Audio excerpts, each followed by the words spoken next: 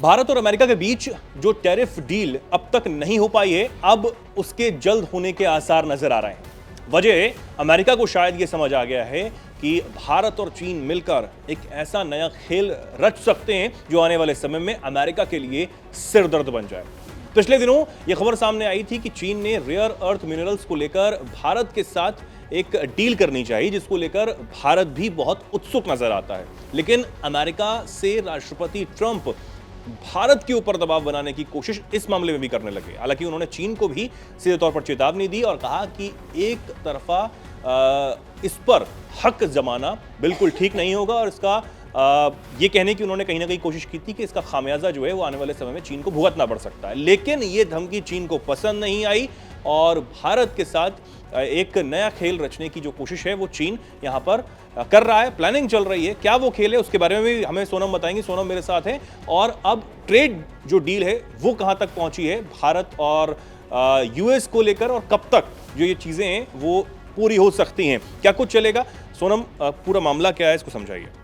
बिल्कुल चेतन, जो अब एक नई Delhi based trade policy think tank है, उसका कहना है कि चीन की तरफ से जो टैरिफ को लेकर अमेरिका का जो अब विवाद चल रहा है उसमें, जिसमें हमने बताया कि रेयर अर्थ मिनरल्स भी शामिल हैं, तो अब ये जो है अमेरिका और भारत के बीच जो व्यापार समझौता अभी नहीं हो पाया है और उसमें काफ़ी वार्ताएं चल रही हैं, तो उस दिशा में जो है अब गति प्रदान कर सकता है। तो global trade research initiative GTRI के संस्थापक हैं अजय श्रीवास्तव। उन्होंने ANI से बातचीत करते हुए कहा है कि जो रेयर अर्थ के निर्यात पर चीन का जो कड़ा नियंत्रण है और जो गहराता अमेरिका और चीन व्यापार युद्ध है, वो अब अमेरिका को सहयोगियों के साथ अपनी रणनीति पर दोबारा से विचार करने के लिए मजबूर कर रहा है, क्योंकि वो वैकल्पिक आपूर्ति श्रृंखलाओं बनाने के लिए विश्वसनीय साझेदारों की तलाश कर रहा है। तो यहाँ पर उनका सीधा सीधा यही कहना है कि अमेरिका और चीन के बीच जो रेयर अर्थ को लेकर अब विवाद चल रहा है, जहाँ पर चीन ने गारंटी मांगी थी, ये कहा था कि वापस अमेरिका को रेयर अर्थ ना भेजे जाए,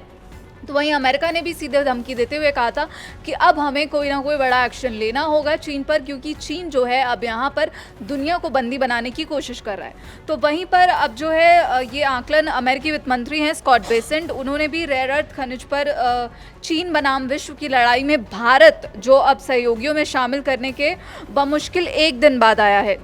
दरअसल अमेरिका की तरफ से बेसेंट का बयान सामने आया था और बेसेंट ने ये कहा था कि ये कदम जो चीन के द्वारा लिया गया है, ये वैश्विक अर्थव्यवस्था के लिए एक सीधी चुनौती है। तो उन्होंने कहा था कि ये चीन बनाम बाकी दुनिया है, यानी कि चाइना वर्सेस वर्ल्ड। और यहाँ पर उन्होंने कहा कि हमें नहीं पता कि ये कहाँ से आया और चीन ने अभी इसे करने का फैसला क्यों लिया है। लेकिन हालांकि बेसेंट की तरफ से ये भी बयान सामने आया कि अमेरिका ने जो है अब चीन के कदम का सामूहिक रूप से जवाब देने के लिए भारत, यूरोप और जो अन्य एशियाई लोकतंत्रों सहित अपने सहयोगियों के साथ कोऑर्डिनेट करना शुरू कर दिया है। और इसी के साथ अमेरिका ने जो है भारत को अपना की एलाई बताया है और कहीं ना कहीं भारत से यहाँ पर उन्होंने सपोर्ट करने के लिए भी कहा है। तो यहाँ पर जो रेयर अर्थ है वो काफ़ी महत्वपूर्ण है, क्योंकि चाइना जो है 80% इसका कंट्रोल करता है और ये ऑटो, इलेक्ट्रॉनिक्स और डिफेंस में भी काफ़ी इस्तेमाल किया जाता है। और शी जिनपिंग ने हाल ही में कहा था कि जो रेयर अर्थ पर अधिक निर्यात नियंत्रण लगाए जाएंगे और जो शुल्क और आपूर्ति प्रतिबंध हैं वो भी चीन के द्वारा लगा दिए गए हैं। तो इस प्रकार ये जो रीअलाइनमेंट है वो भारत के साथ एक व्यापार समझौते को गति दे सकता है, ये यहाँ पर थिंक टैंक की तरफ से कहा गया है, जिसमें अमेरिका जो है कहा जा रहा है कि संभवतः 16 से 18% टैरिफ पहुंच की पेशकश कर सकता है भारत के सामने। GTRI के आकलन के अनुसार ये कहा गया है। अब उनका कहना है कि अब वॉशिंगटन चाहता है कि ये समझौता जल्दी से जल्दी हो जाए।